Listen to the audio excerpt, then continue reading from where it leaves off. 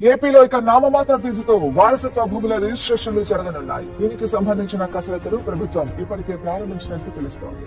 గ్రామ వార్డు సచివాలయాల్లో అతి తక్కువ ఫీజుతో వారసత్వంగా సంక్రమించిన భూముల సక్సెషన్ రిజిస్ట్రేషన్లు చేయనున్నారు.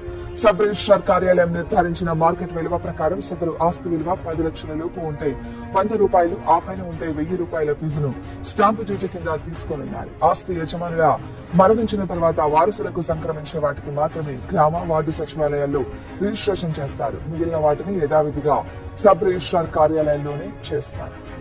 చాలా మంది తల్లిదండ్రులు మరణించిన తర్వాత వారసత్వంగా వచ్చే ఆస్తులను వారసులు తహసీల్దార్ కు దరఖాస్తు చేసి కాగితాలపై రాసుకుంటున్నారు. వీటికి మ్యూటేషన్లు సకాలంలో జరగటం లేదు. దీంతో తహసీల్దార్ కార్యాలయ సిబ్బంది పదే పదే తిప్పుతున్నారన్న ఫిర్యాదులు ప్రభుత్వానికి అందుతున్నాయి. దీనివల్ల చనిపోయిన వారి పేర్లు భూముల రికార్డుల్లో అలాగే ఉండిపోతున్నాయి. ఫలితంగా పలు సమస్యలు తలెత్తుతున్నాయి.